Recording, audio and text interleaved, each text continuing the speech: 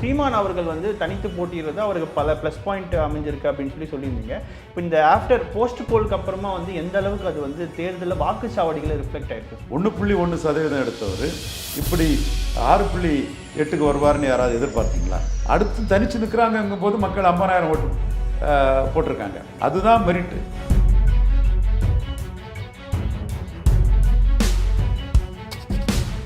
வளர்ந்துக்கிட்டே போயிட்டு இருக்கிறார். பொறாமையிலும் காழ்ப்புணர்ச்சியிலும் அவர் பற்றி தினமலர் இதழ் வந்து கூட்டணி போகிறாருன்னு திட்டமிட்டு மதுரை மகாத்மா எடப்பாடி பழனிசாமி பின்னணியில் அவருக்கு மகன் முதுன் பழனிசாமி பின்னணியில் தான் அந்த பொய்ச் செய்தியை கொடுத்துருக்க முடியும்னு நான் கருதுகிறேன். சீமான் உண்மையிலே தனித்து நிற்கும்போது வந்து அது அவருக்கு ஒரு பெரிய பூஸ்டை கொடுக்கும்னு சொன்னேன்.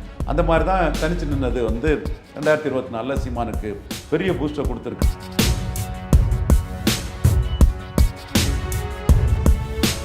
சீமானும் அதே புள்ளியில் தான் ஆம் ஆத்மி மாதிரி சாதிக்கலாங்கிற புள்ளியில் தான் 2026 வந்து அவர் களம் காணுவார். ஒருத்தர் தனிச்சு போகிறாரு, துணிச்சலாக போகிறாரு. ஏன் நீலி கண்ணீர் வடிக்கிறீங்க? ஏன் ஓனாய் மாதிரி ஆடு நினை ஓனாய் மாதிரி வந்து இது பண்ணுறீங்க? ஜம்ப் பண்ணி ஜெயித்து சீஃப் மினிஸ்டர் ஆகிறங்கிற அச்சம் தானே காரணம். சேனல் 5 தமிழ் நேயர்களுக்கு வணக்கம். இன்றைய நேர்காணலில் நம்மோடு இணைந்திருக்கும் சிறப்பு விருந்தினர் அரசியல் திறனாய்வாளர் ரவீந்திரன் துரைசாமி அவர்கள். வணக்கம் சார். வணக்கம் பொலிவார் சார். நீங்கள் தேர்தலுக்கு முன்பு சொன்ன பல விஷயங்கள் நடந்திருக்குன்னு சொல்லலாம். குறிப்பாக சில விஷயங்கள் வந்து நீங்கள் களத்துக்கு போயும் ஆராய்ஞ்சிருக்கீங்க. இப்போது சீமான் அவர்கள் வந்து தனித்து போட்டியிடுறது அவருக்கு பல ப்ளஸ் பாயிண்ட் அமைஞ்சிருக்கு அப்படின்னு சொல்லியிருந்தீங்க. இப்போ இந்த ஆஃப்டர் போஸ்ட் போலுக்கு அப்புறமா வந்து எந்த அளவுக்கு அது வந்து தேர்தலில் வாக்குச்சாவடிகளை ரிஃப்ளெக்ட் ஆயிருக்கு சார்? அவருக்கு மாற்றம் பண்ணி தனிச்சு போட்டியிடுறது தான் அவருக்கு பெரிய ப்ளஸ்ஸு. அது அவரும் வளர்ந்துருக்காரு. அதையும் அவர் தெளிவாகவே இருக்கிறாரு. 100% அவர் தெளிவாக இருக்கிறாரு. பேச்சு, எண்ணம், செயல் எல்லாமே தனித்துங்கிறதுலே உறுதியான நிலைப்பாட்டில் தெளிவாக இருக்கிறார். சில அழுகல் மூளை ஆசாமிகள் வன்மத்தோடு காழ்ப்புணர்ச்சியோடு பொய்யா கலராக ரீல் விட்டுட்ருக்காங்க. அதுக்கு சிலர் என்கேஜ் பண்ணியே அந்த பொய்களை பரப்பிட்டுருக்காங்க. 2024 அந்த பொய்களெல்லாம் அடித்து நொறுக்கி நம்ம கருத்து வந்து சீமான் தனித்து தான் போட்டியிடுவாருங்கிறது வந்து தெளிவாக உறுதியாகிறது. இது அவர் பேச்சு, அவர் செயல், அவர் எண்ணம், நடவடிக்கை எல்லாமே அது தெளிவாக இருக்குது. அதுக்கு பிறகும் ஏன் முட்டாள்தனமாக ஒரு குதர்க்கமாக அரசியல் விமர்சகங்கிற பேரில் சிலர் பண்ணிகிட்ருக்காங்கிறதா நமக்கு ஆச்சரியமாட்டும் இருக்குது. இசை மதிவாணன் நாம் தமிழர் தென்காசி மக்களவை தொகுதி கேண்டிடேட்டு காலையில் பேசினார். சொன்னதே தான், அண்ணன் எங்களுக்கு மாற்றங்கிறதுக்காக தான் வாக்குழுதுனே. ராஜீவ் ஸ்ட்ரீட்டில் ராஜபாளையத்தில் எங்களுக்கு தெலுங்கு தாய்மொழி சகோதரர்கள் எங்களுக்கு என்ன வாக்குழுமோன்னு நினச்சோம்னே, அங்கே நான் போகும்போது மாற்றங்கிறதுல நீங்கள் தான் உறுதியாக இருக்கிறீங்க, தெளிவாக நீங்கள் நிற்கிறீங்க, அதனால் எங்கள் ஓட்டு இந்த இடம் உங்களுக்கு நாங்கள் வாக்களிக்கிறோன்னு ராஜீவ்ஸ் சொன்னாங்க. ஏன்னா அந்த ராஜீவ்ஸ் ஓட்டெல்லாம் அவர் வந்து ஜான் பாண்டியனுக்கு தாமரை சின்னத்துக்கு தான் போகும்னு நான் நினச்சிட்டு இருந்தேன். ஆனால் மைக் சின்னத்துக்கு சீமான் தனிச்சு நிற்கிறாரு, அவரை பாராட்டணுன்னு வந்து ராஜீவ்ஸ் வந்து சொன்னாங்கங்கிறத இசை மதிவானம் சொன்னார். இன்னும் சொன்னார், அந்த பூத்துக்குள்ளே எவ்வளோ வாக்கு விழுந்திருக்குங்கிறத அடுத்தாலையும் பார்க்கணுங்கிறதையும் சொன்னார். இதே புள்ளியில் தான் இவங்க பிரச்சாரம் பண்ணும்போது இவங்களை கூப்பிட்டு 100 ரூபா 50 ரூபான்லாம் வந்து நீங்கள் மாற்றுன்னு நிற்கிறீங்கப்பா, உங்கள்கிட்ட பைசா இல்லைன்னு தெரியுது, உங்களுக்கு நாங்கள் இதை பண்ணுறோன்னு அந்த மாற்று சக்தி மாற்றம் வேண்டும்ங்கிறதுல தான் நாம் தமிழருக்கு வந்து பெரிய ஆதரவு கிடைக்குங்கிறத வேட்பாளர் இசை மதிவாணன் அவர் பேசும்போதே சொன்னார். 100க்கு 100 அதில் தான் சீமான் எழும்பி போயிட்டுருக்கிறார். 1.1% எடுத்தவர் இப்படி 6.8க்கு வருவார்னு யாராவது எதிர்பார்த்தீங்களா? யாருமே எதிர்பார்த்துக்க முடியலையே. அது மட்டும் இல்லை, நானே தவறு பண்ண இடத்த ராஜசேகரன், நம்ம தவறு பண்ணோம்னா நம்ம மறுக்க மாட்டோம். 10 கேட்டு நமக்கு என்றைக்கும் சரியாக வரும். என்னால் நம்ம தவறிழைத்த இடத்தையும் நம்ம மறுக்க மாட்டோம். ராஜசேகரன் தூத்துக்குடி கேண்டிடேட்டாக இருந்தவர், இந்த தடவை சீஃப் ஏஜென்ட் கேண்டிடேட்டுக்கு இருந்தவர் 1.25 லட்சம் ஓட்டு வரும், இன்னும் 5 லட்ச ரூபா பந்தயம் கட்டியிருக்கான்னாரு. 2.25 லட்சம் ஓட்டு எதிர்பார்க்கிறார். ஆக்சுவலாக அவர் என்கிட்ட ஒன்று சுட்டி காட்டினார்.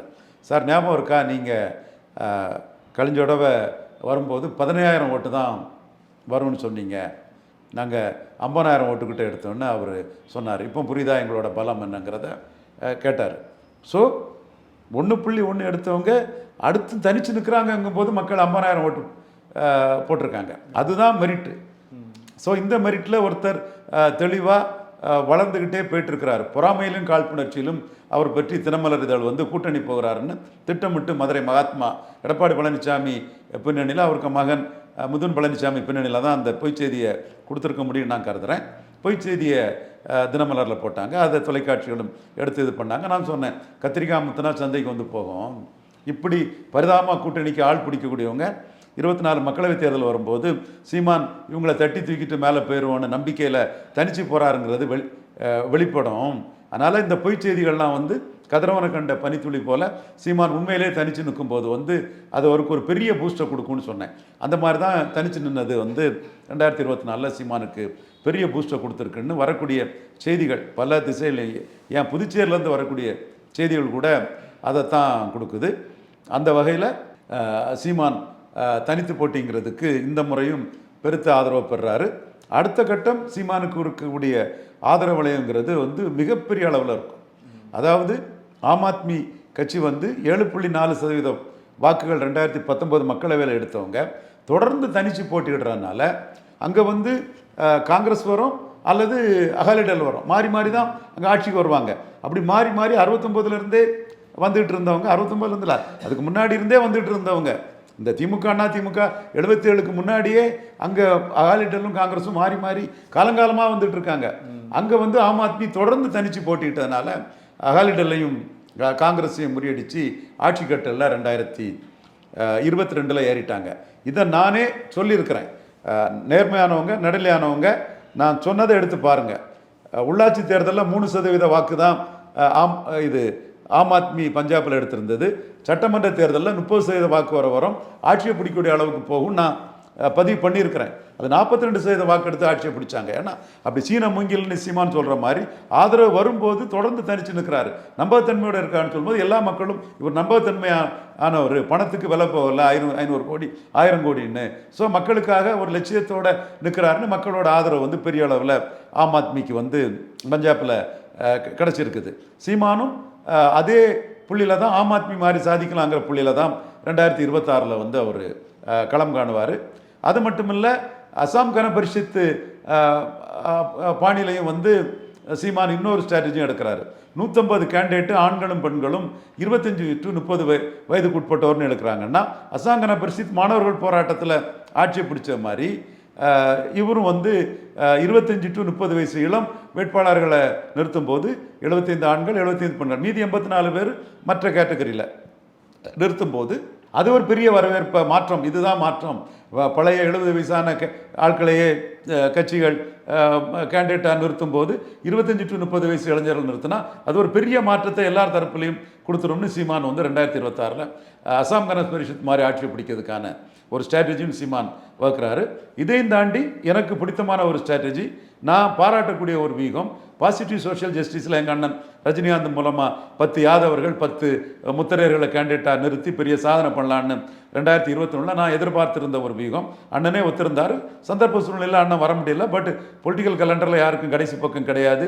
நரசிம்மராவ் டிக்கெட் மறுக்கப்பட்ட நரசிம்மராவ் தான் பிரதமரானார்.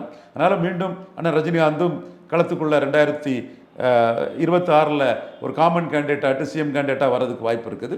பட் சீமான் பண்ணக்கூடிய அந்த பாசிட்டிவ் சோஷியல் ஜஸ்டிஸ் ஸ்ட்ராட்டஜியை நான் வரவேற்கிறேன். அதாவது கன்ஷிராம் பாணியில் பொது தொகுதிகளில் ஆதி தமிழர்கள், பறையர் சமூகம், இப்போ சட்டமன்றத்திலாம் ஒரு 8-10 பேர் போட்டுருவார்னு நினைக்கிறேன், தேவேந்திர குல வேளாளர்கள்.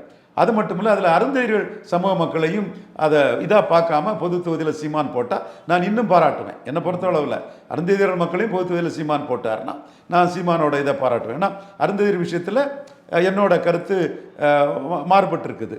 அது மாதிரி சீமான் வண்ணார், நாவிதர், வேளிர், குயவர் இந்த சம்பவங்களையும் பிரதிநிதித்துவப்படுத்ததா சொல்கிறாரு. அது என்னோட ரிக்வெஸ்ட்டு. போயர் ஒட்டர்லையும் நீங்கள் பிரதிநிதித்துவப்படுத்தணுங்கிறத நான் அவர்கிட்ட கேட்டுக்கிறேன். ஸோ இந்த மாதிரி பலதரப்பட்ட ஸ்ட்ராட்டஜி சீமான் கையில் இருக்குது. பிசி எதை ஒதுக்கிட்டு இல்லை, யாதவர்கள், முத்தரையர்கள், கள்ளர்கள், விஸ்வகர்மா புறக்கணிக்கப்படுறதையும் சீமான் வந்து டேட்டா எடுத்து வச்சிருக்கிறார். டேட்டா ஜாதிவாரி கணக்கெடுப்பு கேட்குறதே இந்த மாதிரி கள்ளர், முத்தரையர், விஸ்வகர்மா, யாதவர் புறக்கணிக்கப்படுறதுக்கு ஒரு தீர்வு காணணும். அதில் ஏற்கனவே உள்ள எக்ஸிஸ்டிங் கிளைண்ட்டுக்காக தான் எடப்பாடியும் அரசியல் பண்ணுவாப்பில், ஸ்டாலின் அரசியல் பண்ணுவாப்பில். அதை மீறி அவங்க போயிட முடியாது. அதில் ஸ்டாலின் வெற்றி பெறாக இருக்கார், தொடர் வெற்றியில் இருக்கார், எடப்பாடி கீழே போயிட்டு இருக்கிறாருங்கிறதும் தெளிவாக நமக்கு தெரியுது. இப்படி கன்ஷிராம் பாணி அரசியல் வீகத்தையும் சீமான் பண்ணுறாரு. மற்றபடி நமக்கு தெரியும் 20 ஆண்கள் 20 பெண்கள்னு ஆணும் பெண்ணும் சமம், ஆணுக்கு பெண் சமம் இல்லை ஆணும் பெண்ணும் சமம்னு அந்த ஒரு மாற்றத்திலையும் போகிறார். இப்படி பல அது பிறகு ஓட்டுக்கு காசு கொடுக்க மாட்டார். அதே ஒரு மெரிட்டாக சொல்லுவார். காசு வாங்கிட்டு ஓட்டு போடுறவன் ஒவ்வொரு வகைனாலும் காசு ஓட்டு காசு கொடுக்காம நிற்கக்கூடிய எனக்கு வாக்களிங்கன்னு கேட்பார். இப்படி பல இஷ்யூ வந்து 1.1லேருந்து 3.8க்கு போய் 6.6க்கு போய் மக்களவைத் தேர்தலில் 3.8லேருந்து அடுத்த கட்ட ஜம்பை எதிர்பார்த்து நிற்கக்கூடிய சீமானுக்கு இப்படி தொடர்ந்து தனிச்சு நிற்கிறதுனால பல அம்சங்கள் வந்து பாசிட்டிவாக வந்து நிற்குது. 5வது முறையும் அவர் தனிச்சு தான் நிற்பார். ஸோ அவர் தனிச்சு நிற்கக்கூடிய அவருக்கு வந்து பெரிய பலம் ஏறுங்கிறதுக்காகவே அவர் கூட்டணி போனால் என்னன்னு ஒரு சிலர் அந்த அவங்க பேரெல்லாம் தொடர்ந்து சொல்ல விரும்பல, அவங்களே திருந்திடுவாங்கன்னு நினைக்கிறேன். ஏன்னா அவங்க கருத்து பொய்யா போகும். அப்போ பொய்யா போகக்கூடிய கருத்தை சொல்லி ஏன் அவங்க முகத்தில் கறி பூசிக்கணும், அவங்களுக்கு திருந்திக்குவாங்கன்னு நினைக்கிறேன்.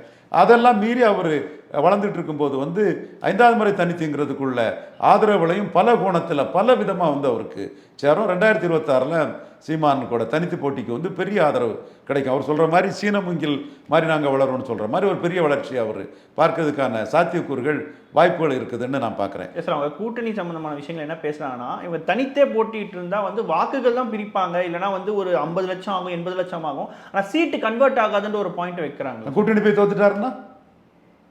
தோத்துட்டாருன்னா அர்த்தமில்லாத பேச்சுங்க இதெல்லாம். ஒருத்தர் தனிச்சு போறாரு, துணிச்சலா போறாரு. ஏன் நீலி கண்ணீர் வடிக்கிறீங்க? ஏன் ஓனாய் மாதிரி ஆடு நனி ஓனாய் மாதிரி வந்து இது பண்றீங்க? ஜம்ப் பண்ணி ஜெயித்து சீஃப் மினிஸ்டர் ஆகிறங்கிற அச்சம் தானே காரணம். அவரு என் முடிவை நான் பார்த்துட்டு போறேன்னு சொல்றாருல்ல. ஒன்று நான் போராடி ஜெயிக்கிறேன், அதாவது போராடி செத்தனாவது எனக்கு வரலாறு இருக்கட்டுன்னு சொல்லிட்டு இருக்காருல்ல. வேலுப்பிள்ளை பிரபாகரன் மாதிரி தானே போறாரு. அவர்கிட்ட ஏன் நீங்க தனிச்சு போட்டிங்கிறதுன்னு துணிச்சு போறவர்கிட்ட வந்து நீங்க ஏன் நீலி கண்ணீர் வடிக்கிறீங்க, ஓனாய் மாதிரி வந்து அழுறீங்க? அது ஓனாய்க்கு அழிகணும் நீலிக்கண்ணீர் வடிக்கிறதுன்னும் தெரியாதவரா சீமான்? சார், தாண்டி வந்து இப்போ நிறைய சமூகங்களுக்கு வந்து பிரதீப் ஓநாய்களில் பெரிய தொழிலதிபர்களும் இருக்காங்க, பெரிய ஆட்கள்லாம் அந்த ஓநாய்களா இருக்காங்க. சொல்லுவார சீமான், அண்ணே நீங்க மட்டும்தானே தனிச்சு போட்டிங்கிறத கொள்கை வேறுபாடு இருந்தாலும் எனக்கும் சீமானுக்கும் கொள்கை வேறுபாடு எக்கச்சக்கம் உண்டு. ஆனால் சீமான் தனிச்சு போட்டிங்கிறத நீங்க எங்க அண்ணன் மட்டும் தெளிவாக சொல்றீங்கன்னே, நான் தனிச்சு போட்டிங்கிற உறுதியானவன் அவர் சொல்றாரு. அண்ணன் மட்டும் சொல்றீங்கன்னா அப்போ மற்றவங்கெல்லாம் ஓநாய்கள் தானே.